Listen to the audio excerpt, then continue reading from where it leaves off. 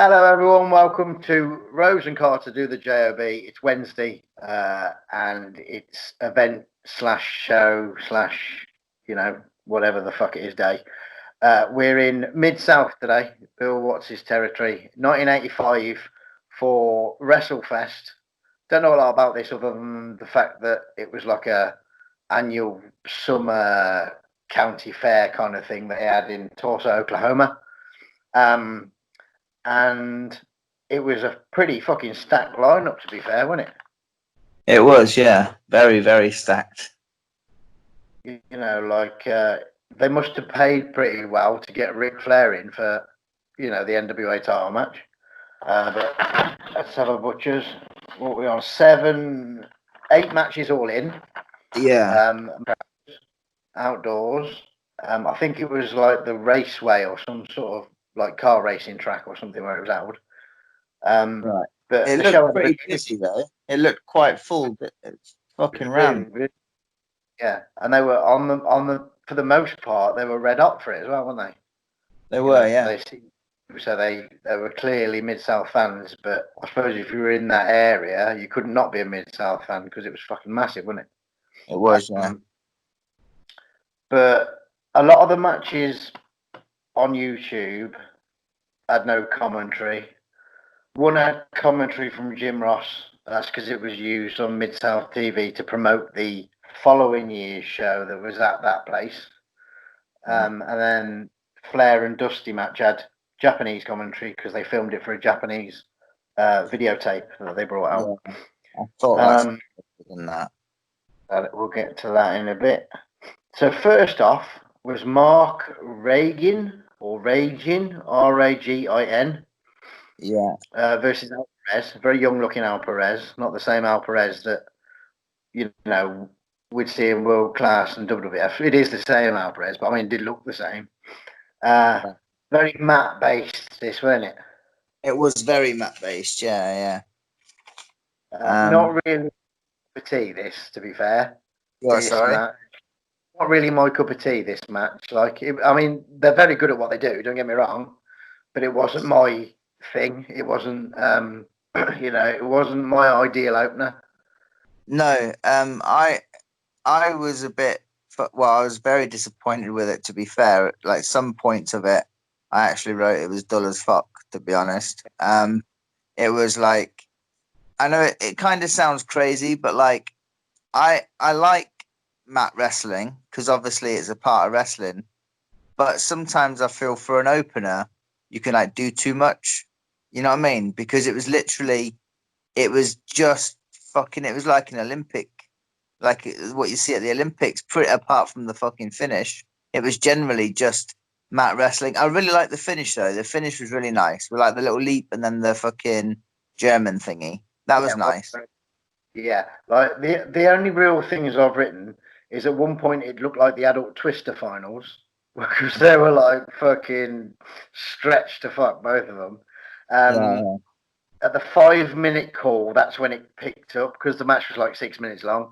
But after Jim Ross said 5 minutes gone, boom, then we were away, and there was a big pop for a hip toss.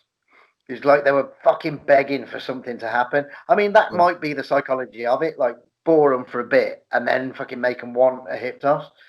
And if that was the case, then it worked perfectly. But for me, it was a bit too much too late. But yeah, German suplex. Alperez was over. Not my cup of tea. No, I thought he was gonna do the fucking when he done the leap and he grabbed him round the waist. I thought he was just gonna do the fucking waist lock roll up, But so I was quite surprised he threw a German in there. But no, it was a nice finish. But otherwise, I do think it was quite dull, to be honest. The finish that Alperez got in the end was that fucking helicopter. Have you ever seen that? He like like the razor's edge. Yeah. He gets him up for that, but then spins the fucker and sort of he just spins in the air like a fucking helicopter. Yeah. Look, fucking nasty that. Yeah.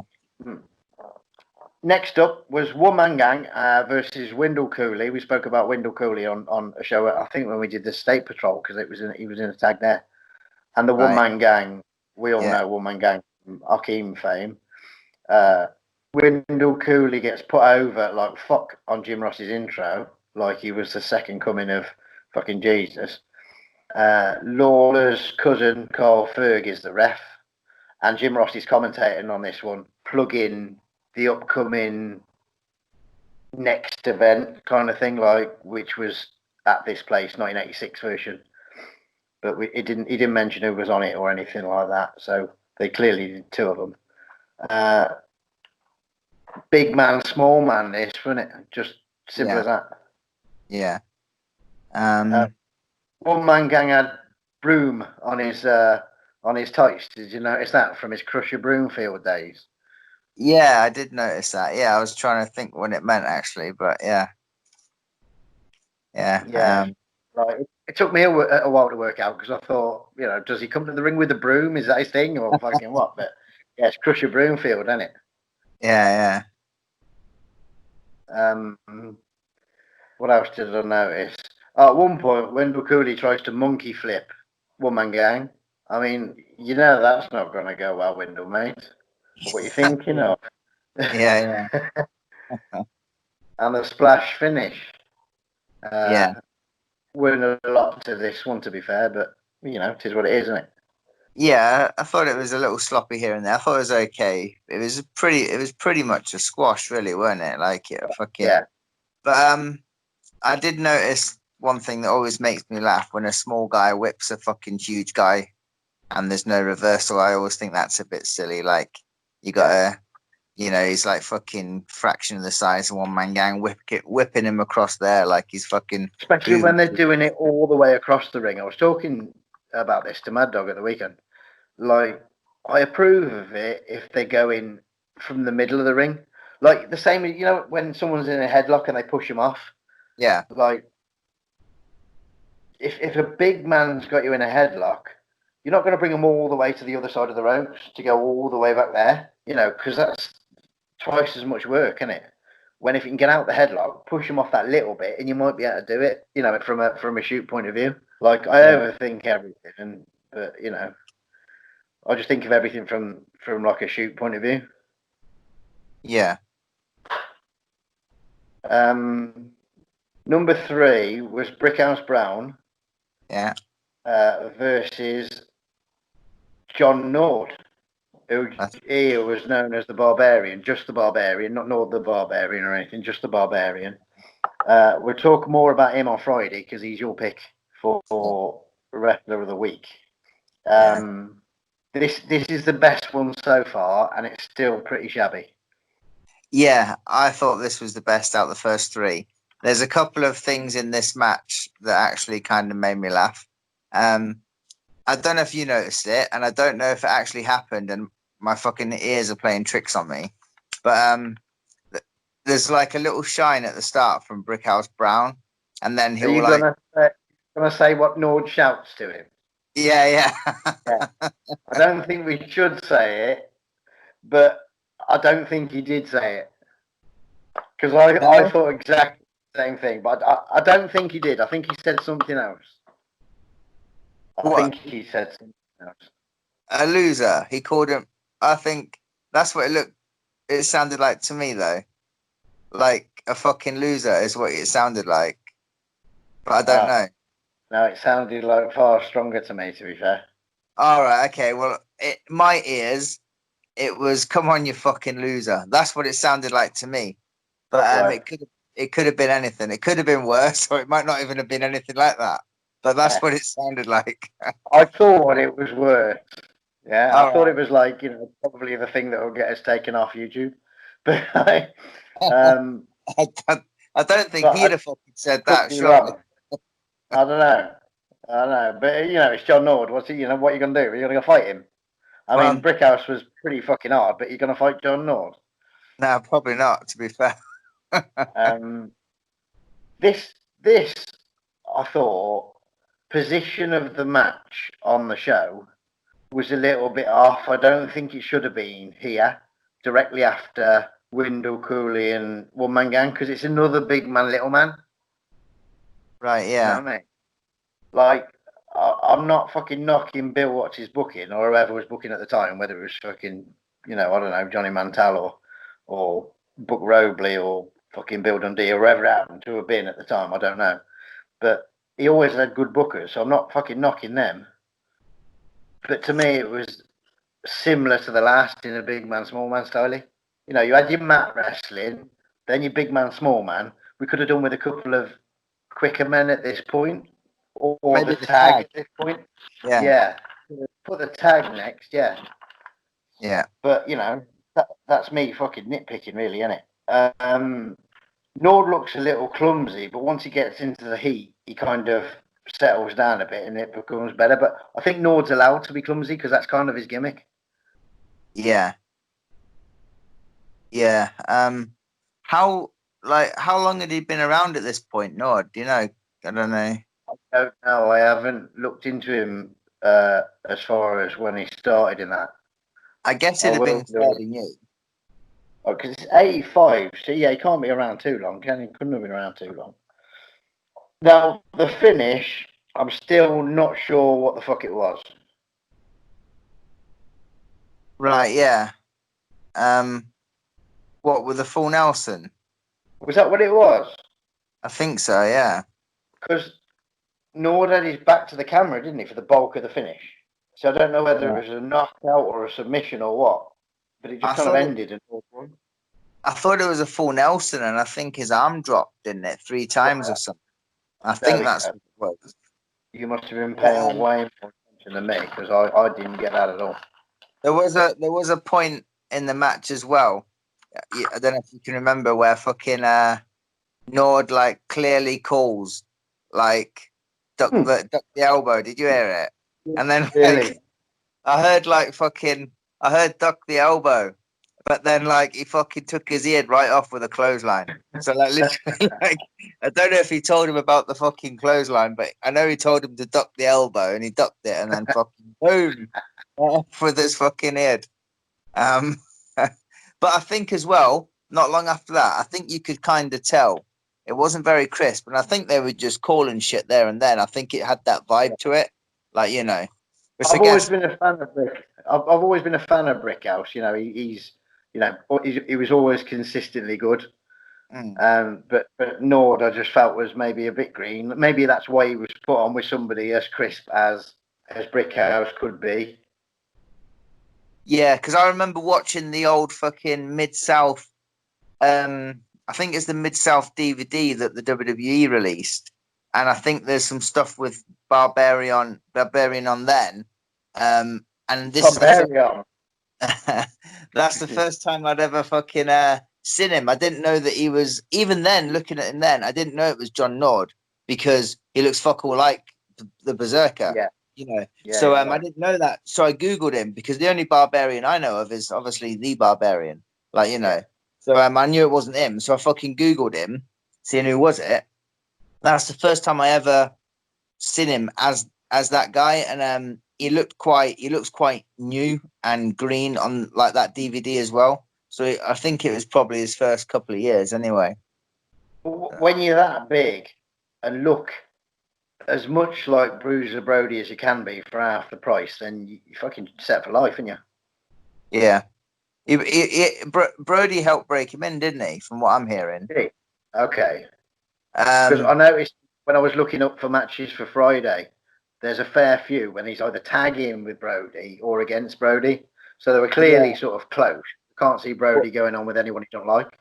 Well, that shoot I was telling you about earlier, I just seen bits of it, and he was talking about Brody, saying that I think Brody helped train him maybe, or was there for him breaking through. So he had a bit of a big influence on him. So yeah, Right.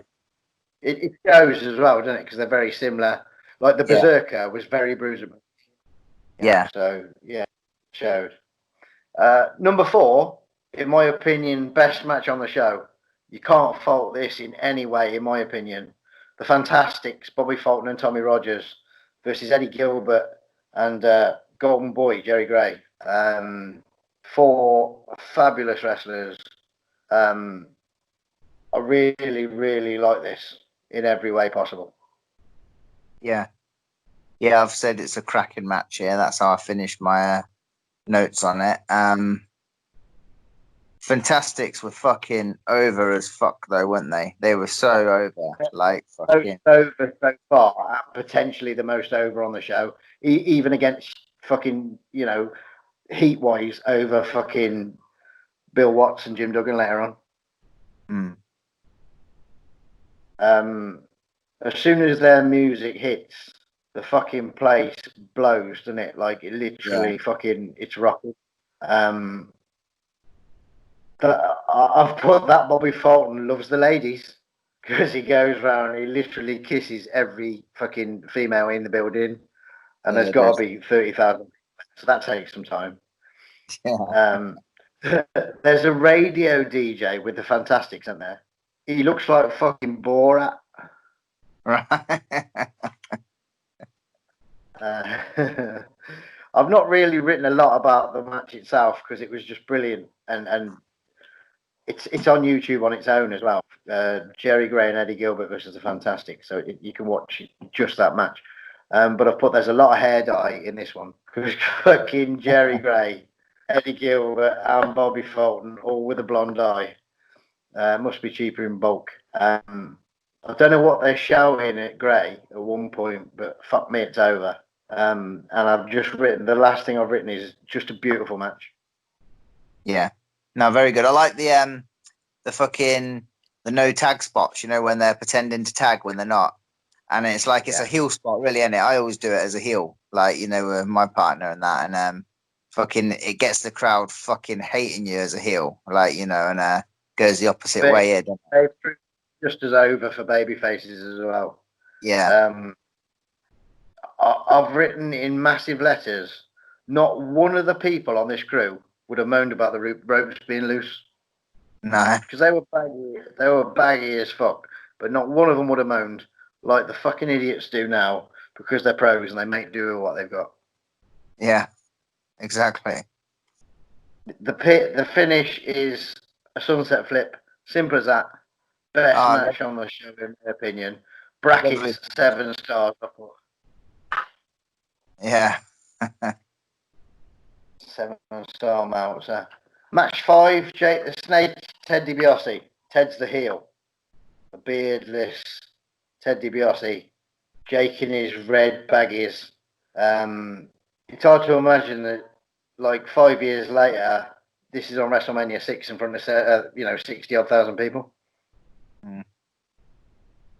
Yeah. I think Jake and Ted are like, they always had great chemistry. Like, when you talk about wrestlers that had great chemistry in the ring, they always seem to have it. And this is like, obviously, like earlier, but like, like in their earlier days. And then they were fucking, Jake selling as well is fucking phenomenal. Like people, everyone always talks about fucking, Steamboat and Ricky Morton obviously being like the top sellers and that. And, but fuck me, Jake could sell, couldn't he? He could fucking very, very good.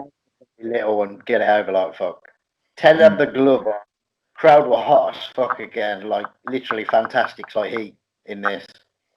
DDT chance. So that just proved the power of Jake, just from fucking dumping a man on his head is over like fuck. Don't Ted look like Dick Slater? Oh, Ted did, yeah. Definitely. You mention it.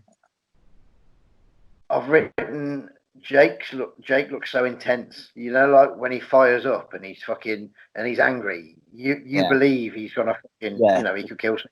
It's great storytelling.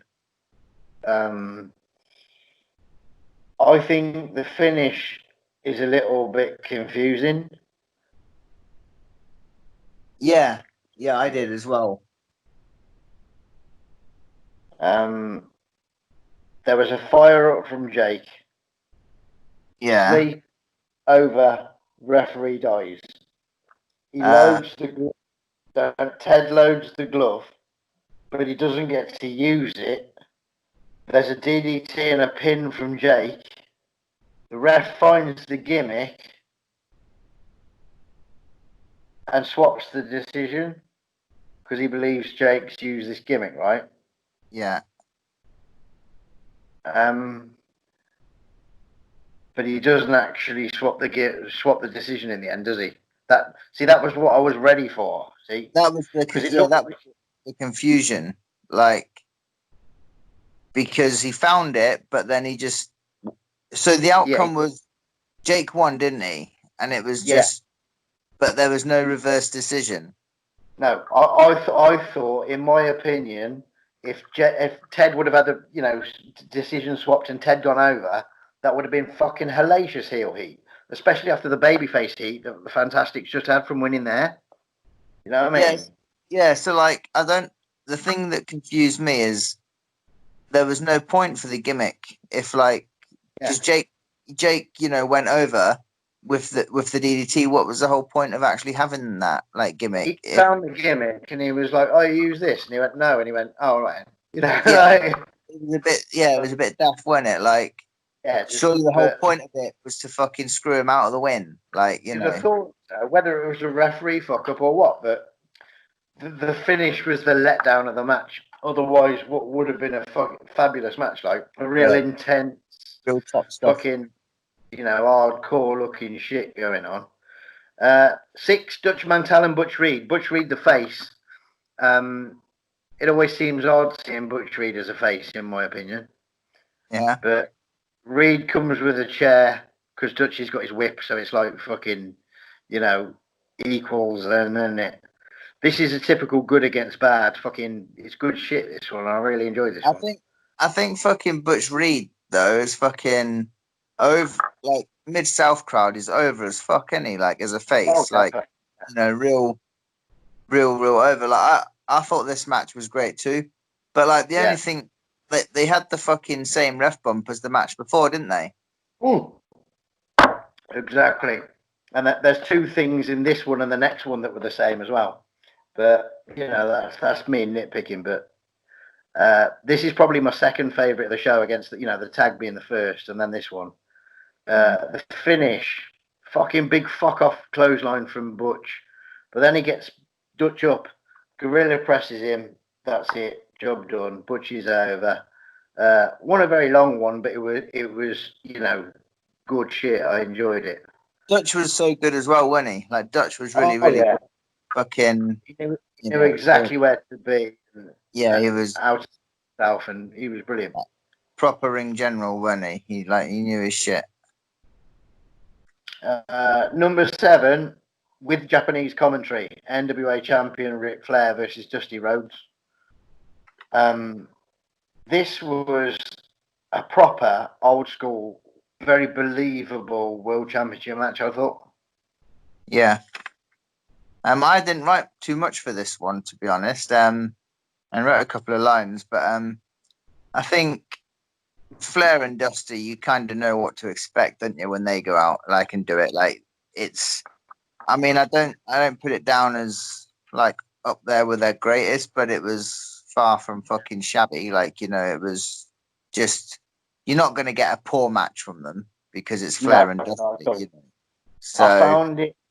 I found it believable because it's for the NWA title at the time was still seen as the greatest championship in all of wrestling.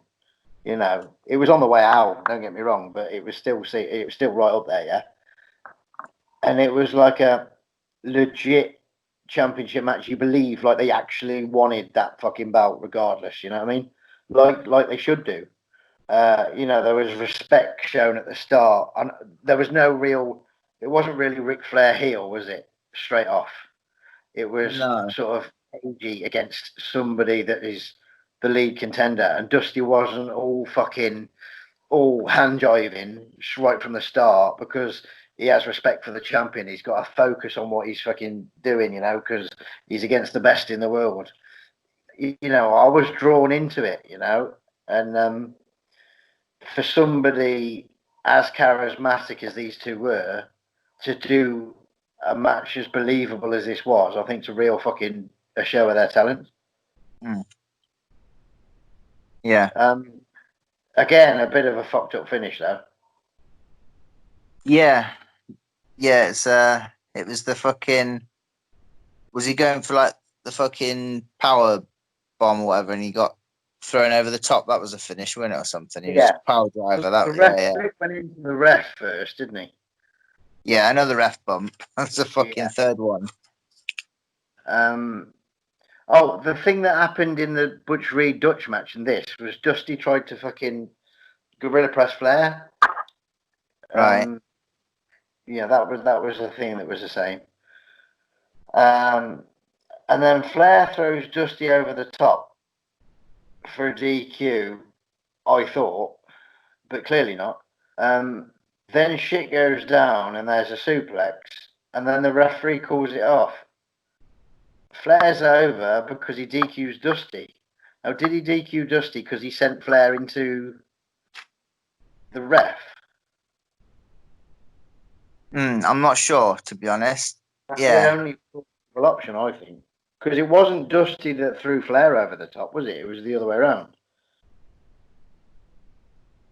You know, I thought they were going to come back in. Because if Flair would have got disqualified, it wouldn't have fucking mattered a shit. Because the babyface would have gone over and Flair would have still been champion. Yeah. That must have been it then, to be honest. Yeah. Which There's no is shit.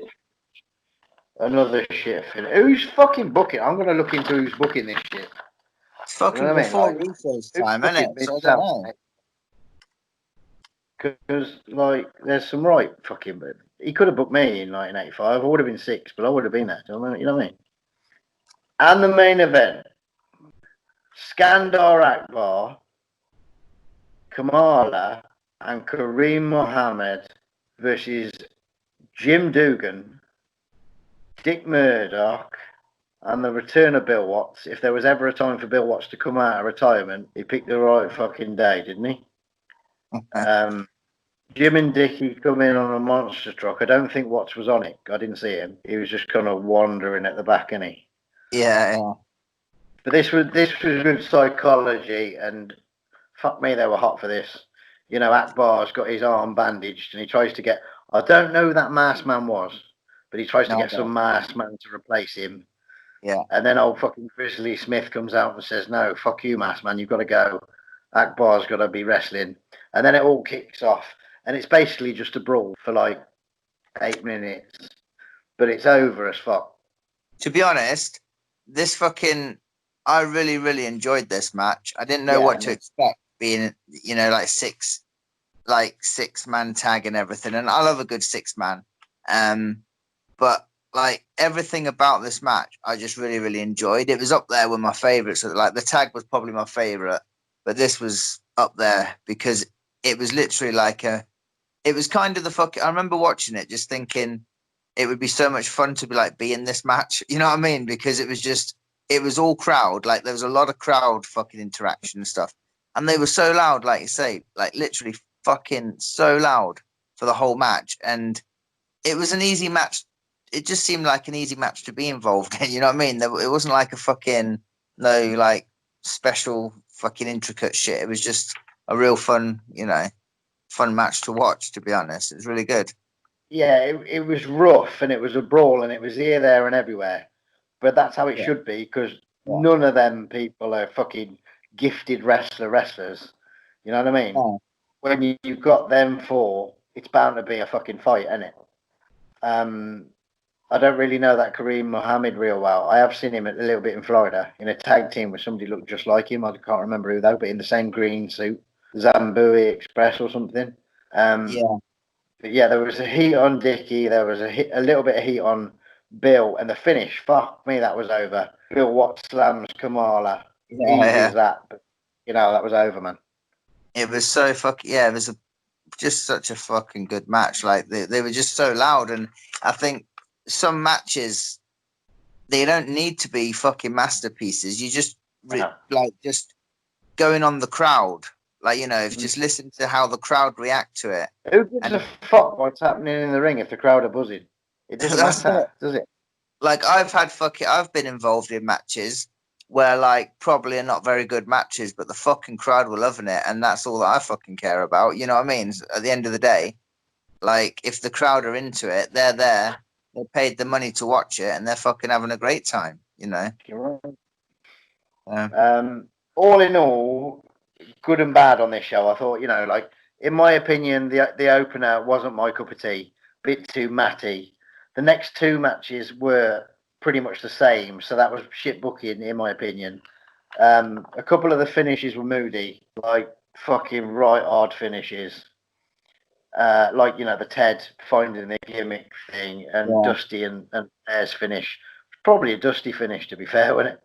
Well, to be honest, the Jake and DiBiase thing was a fucking brilliant match. And if that all the ref had to do was fucking just reverse that decision, and it would have been perfect. You know what I mean? So I don't know what that was about, to be honest. In all fairness, if he would have reversed that decision, I'd have parred that match with the tag as far as quality goes.